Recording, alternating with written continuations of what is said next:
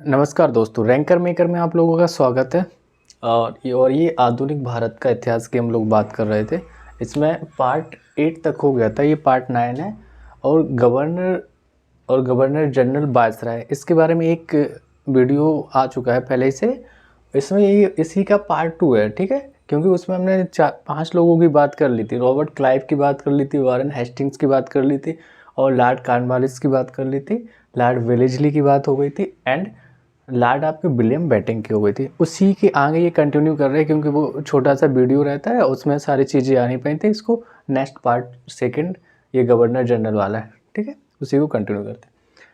ये आंग्ल नेपाल युद्ध हुआ था, उसी के बाद हमने जैसे यहाँ बताया था कि लॉर्ड विलियम बेटिंग के बाद क्या होता, यहाँ स्लीमैन से स्टार्ट करेंगे, ठीक है। तो स्लीमैन पे भी हम आते, पहले एक देख लेते हैं आंग्ल नेपाल युद्ध क्या हुआ था। आंग्ल नेपाल युद्ध 1814 से 1816 के बीच में हुआ था, ठीक है। इसमें क्या हुआ था कि यहाँ पे लॉर्ड हेस्टिंग के जो उस टाइम पे लॉर्ड हेस्टिंग था, वो आपका गवर्नर जनरल था, जो 1813 से 1823 तक रहा था, 10 साल तक।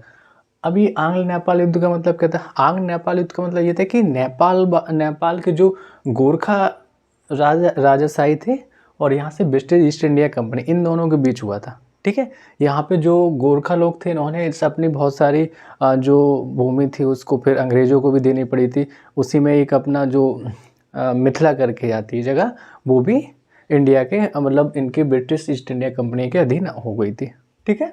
तो ये BIC मतलब ब्रिटिश ईस्ट इंडिया कंपनी और नेपाल के गोरखा राजशाही के बीच में हुआ था।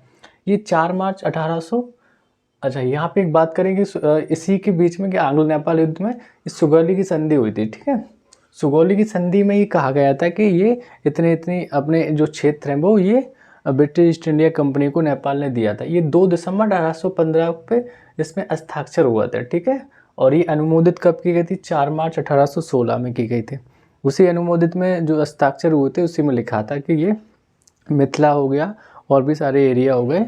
वो मिथिला इम्पोर्टेंट इसलिए क्योंकि वो हमारी जो संस्कृति उससे जुड़ा हुआ है, रामायण से जुड़ा हुआ है, इस वजह से हम उसको डिस्कस कर रहे हैं। पता ही होगा आपको, माता सीता से रिलेटेड रहता है, ठीक है। यहाँ पे जो सुगौली संधि हुई थी, किन किन के बीच हुई थी? मतलब अंग्रेज और नेपाल तो थे, लेकिन इसमें से था कौन? तो अंग्रेजों की सॉरी हाँ, अंग्रेज वो नेपाल की तरफ से राजगुरु गजराज मिश्र थे, ठीक है। और अंग्रेजों की तरफ से लेफ्टिनेंट कर्नल पेरिस ब्रेडशॉ थे, ठीक है। तो ये आपका आंग्ल नेपाल युद्ध हो गया। नेक्स्ट हम बात करते हैं 1854 में स्लीमैन मैंने बताया था, इसकी पार्ट 1 में देखेंगे गवर्नर जनरल वाले में। उसमें क्या था, ठग नीति के लिए इसको लॉर्ड विलियम बेटिंग ने नियुक्त किया था, किसको? स्लीमैन को, ठीक। अब स्लीमैन के स्थान पे कौन आ जाता है 1854 में? जेम्स आउड्रम आ जाता है। कौन आ जाता है? जेम्स आउड्रम आ जाता है। ये क्या करता है? ये एक रिपोर्ट देता है। क्या रिपोर्ट देता है? इसी की रिपोर्ट के आधार पर, देखिए उसी की जगह पे इसकी पोस्टिंग हुई, तो ये क्या कर रहा था? ठगी को रोक रहा था। इसी टाइप से रिपोर्ट देकर कि कहाँ पे ठगी है, कहाँ पे कुशासन की व्यवस्था है, कहाँ पे शासन सही नहीं चल रहा है। तो ये जेम्स आउड्रम्स क्या करता है, अवध के जो ब्रिटिश रेजिडेंट्स, अवध में पहले तो एक ब्रिटिश रेजिडेंट बनाता है और अवध के बारे में ये रिपोर्ट करता है कि अवध में सुशासन सही से नहीं चल, या शासन सही से नहीं चल रहा है, जिसको हम कुशासन कह सकते हैं, कुशासन है, ठीक है। और मतलब यह बोल दें उसकी वहाँ की जो राजनीति है वो दूषित है। दूषित का मतलब यही कुशासन है। वहाँ का जो नवाब था वाजिद अली शाह था। कौन था? वाजिद अली शाह था। और उससे इन्होंने क्या किया था, इसको 13 फरवरी 1856 को अवध को ब्रिटिश ईस्ट इंडिया कंपनी में मिला लिया था। ये किस आधार पर मिलाया था? कुशासन के आधार पर। ये क्वेश्चंस बहुत ज़्यादा पूछा जाता है कि अवध को किस आधार पर ब्रिटिश ईस्ट इंडिया कंपनी ने अपने मिलाया था? तो कुशासन के आधार पर मिलाया था। और वहाँ का नवाब कौन था? वाजिद अली शाह था। कब मिलाया गया था? 13 फरवरी 1856 को मिलाया गया था, ठीक है। फिर हम बात करते हैं लॉर्ड डलहौजी। देखिए 1856 है, तो यहाँ पे लॉर्ड डलहौजी के ही काल में है। मतलब पूछेंगे भारत का गवर्नर जनरल कौन था, तो ये लॉर्ड डलहौजी की बात कर रहे हैं। 1848 से 1856 तक ये रहा था, और यहाँ पे 1856 तक ये हुआ था। अब ये लॉर्ड डलहौजी ने क्या किया था, एक नीति लाई थी। क्या नीति थी वो, या सिद्धांत बोलते, नीति व्यक्तिगत सिद्धांत था, जिसको हम हड़प नीति कहते हैं, और DOP मतलब डॉक्ट्रिन्स ऑफ लैब भी कहते हैं, ठीक है। हड़प नीति, अभी हड़प नीति है क्या, समझ लेते पहले। हड़प नीति वही था, किसी भी राजा का पुत्र नहीं होगा, पुत्र जिसका नहीं है तो उनका राजपाट क्या अंग्रेजों के अधीन आ जाएगा। उसमें जो गोद लिए हुए जो पुत्र रहते हैं उनको मान्यता नहीं दी जाएगी। ठीक है, तो ये डीओपी डॉक्ट्रिन्स ऑफ लैब या व्यक्तिगत सिद्धांत या हड़प नीति, तीनों एक ही नाम है। इसी के क्रम में व्यक्तिगत सिद्धांत में सबसे पहला जो राज्य जो था जो अंग्रेजों ने अपने अधीन बनाया था वो था सतारा। ठीक है, क्वेश्चन बहुत ज़्यादा पूछा जाता है कि व्यक्तिगत सिद्धांत के आधार पर कौन सा राज्य पहले मिलाया गया था, तो सतारा था, 1848 में मिला लिया गया था। फिर आपका जैतपुर था, संबलपुर, ये दोनों 1889 में। ऐसे सीक्वेंस से एक एक साल बढ़ते जाएंगे। देखो 48 1849 में, जैतपुर, संबलपुर, बघाट 1850 में, उदयपुर 1852 में हो गया था। फिर हम बात करते हैं झांसी, बहुत पूछा जाता है। झांसी 1853 में मिलाया गया था, क्योंकि आप लोगों को पता ही होगा कि झांसी की जो रानी थे तो उनका कोई पुत्र नहीं था, उन्होंने भी गोद लिया था, तो उसको ये लोगों ने मान्यता नहीं दी थी। नागपुर, वैसे इनका तो कुछ यहाँ था ही नहीं, ये मान्यता दें या ना दें, लेकिन क्या इन्होंने ऐसा क्राइटेरिया फिक्स कर लिया था कि अंग्रेज़ों की हुकूमत हर जगह चलने लगी थी। ठीक है, क्योंकि वो तो यहाँ पहले से देश के अपने राजा थे। फिर नागपुर 1854 में, एक करौली 1855 में। इन्होंने ये क्वेश्चन इसलिए लिखा कि करौली को 1855 में मिला लिया गया था, लेकिन फिर इसको अस्वीकार कर दिया गया था। तो ये एक ही जो पॉइंट है स्वीकार करना, इसलिए इसको पॉइंट आउट किया। अब लॉर्ड डलहौजी के काल में आप लोगों को पता ही था क्या इसने रेल निर्माण में महत्वपूर्ण भूमिका निभाई। मतलब अगर हम भारत की बात करें, भारत में रेल लाने का जो श्रेय जाता है वो डलहौजी को ही जाता है, क्योंकि इसने 1853 में रेल लाया था ये। ठीक है, और ये कहाँ से कहाँ तक, बम्बई से थाने तक।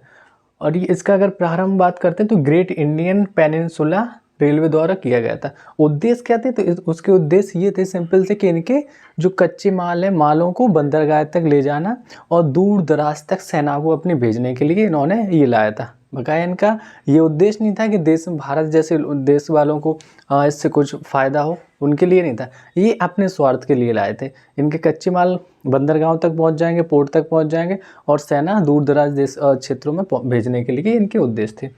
इसका जो विस्तार था, अगर हम बात करें कि रेल का ही जो विस्तार 19वीं सदी में ये लॉर्ड कर्जन ने किया था।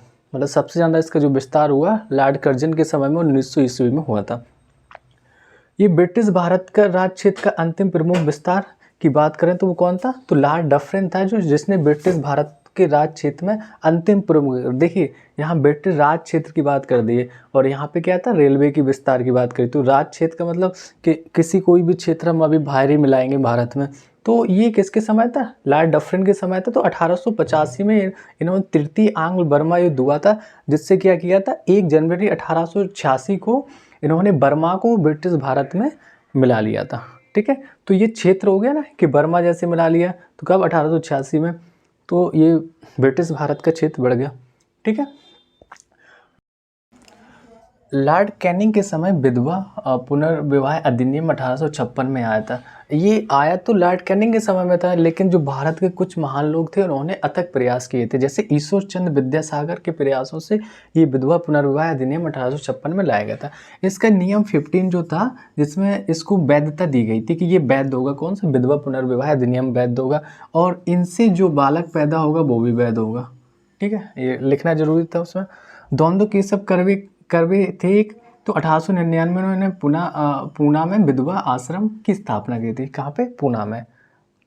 1857 की महान क्रांति का अगर सबसे महत्वपूर्ण जो हम माने कि क्या होता है कि 1857 की महान क्रांति का सबसे महत्वपूर्ण परिणाम जो था वो क्या था कि महारानी की उद्घोषणा। यहाँ पे महारानी ने उद्घोषणा की थी कि क्या उद्घोषणा की थी कि इसकी जो उद्घोषणा जो भी महारानी ने की थी उसको लॉर्ड कैनिंग लेके आया था, इलाहाबाद में एक दरबार लगा था, वहाँ पे 1 नवंबर 1858 में उन्होंने बताया था कि इनकी उद्घोषणा में क्या क्या किया गया था। उद्घोषित किया था इसमें कि जो ब्रिटिश ईस्ट इंडिया कंपनी है इसका शासन समाप्त। ठीक है, इस यहाँ से जो महारानी की जो उद्घोषणा थी उसमें कहा गया था कि ब्रिटिश ईस्ट इंडिया कंपनी का जो शासन है वो समाप्त हो जाएगा। अब क्या हो जाएगा, ये डायरेक्ट महारानी के हाथों में जाएगा। ठीक है, अब डायरेक्ट महारानी के हाथ में जाएगा। यहाँ से क्या होगा, भारत के जितने भी शासन था वो सीधे ब्रिटिश शाही या ताज के अंतर्गत घोषणा की गई। ताज का मतलब वही है कि ब्रिटिश शाही, शाही के मतलब महारानी के अंतर्गत रहेगा। निगाह में रह गया, हम ऐसे समझ सकते। इसी के तहत क्या होगी, लॉर्ड कैनिंग को ब्रिटिश भारत का प्रथम वायसराय बनाया गया। क्वेश्चन यही हमारा इंपॉर्टेंट है कि प्रथम वायसराय भारत का या ब्रिटिश भारत का कौन बनाया गया था, तो ये आपका कौन था, लॉर्ड कैनिंग थे। ठीक है। और यहाँ से क्या होगी, महारानी विक्टोरिया भारत की सामग्री नियुक्त की गई। कब की गई थी, तो 1877 में महारानी विक्टोरिया थी जो भारत की इनको सामग्री की उपाधि दी गई थी या नियुक्त की गई थी। ठीक है। नेक्स्ट, जनवरी 1877 में दिल्ली दरबार लगा जिसमें इनको क्या केसरी हिंद की उपाधि दी गई थी। ओके। फिर बात करते हैं प्रथम आंग्ल अफगान युद्ध। ठीक है। प्रथम आंग्ल अफगान युद्ध जो 1839 से 1842 के मध्य हुआ था। इसमें क्या हुआ था कि भारतीय गवर्नर जनरल ऑकलैंड थे इस समय। अगर हम प्रथम आंग्ल अफगान युद्ध की बात करें, इस समय जो गवर्नर जनरल थे वो ऑकलैंड थे। देखिए यहाँ पे वायसराय आ गया, लेकिन वायसराय कब आ गया था, 1858 के बाद। ये हम थोड़ा सा पीछे से 1842 की बात कर रहे हैं, इसलिए भारतीय गवर्नर जनरल की बात करेंगे। ठीक है। ऑकलैंड। द्वितीय आंग्ल जो अफगान हुआ था वो 1878 से 1880 के बीच हुआ था। यहाँ इस समय लॉर्ड लेटन था। कौन था, लॉर्ड लेटन। 1843 की जो एक्ट आया था, एक्ट 5, 1843 के एक्ट 5 में गवर्नर जनरल लॉर्ड एलन बरो ने दास प्रथा को समाप्त किया था। ठीक है। अच्छे से, क्योंकि पिछली क्लास में हमने देखा था दास प्रथा थी, उसके लिए बहुत सारे नियम लाए गए थे, और लॉर्ड एलन बरो आया तो इसने दास प्रथा को ख़त्म ही कर दिया।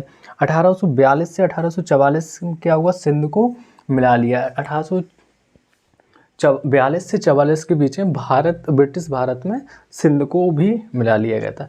ये अभी इसका एक पार्ट और बचा है, पार्ट 3 में जाके ये गवर्नर जनरल और वायसराय ख़त्म होगा। तो आई होप आप लोगों को चीज़ें अच्छी लग रही होंगी, क्योंकि ये डिजिटल बोर्ड तो है नहीं जिसमें हम लोग क्या करें, एक बार स्लाइड को हटाते रहें।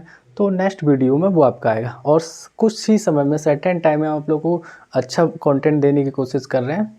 और आप लोग इसको लाइक करें, सब्सक्राइब करें। Thank you for watching.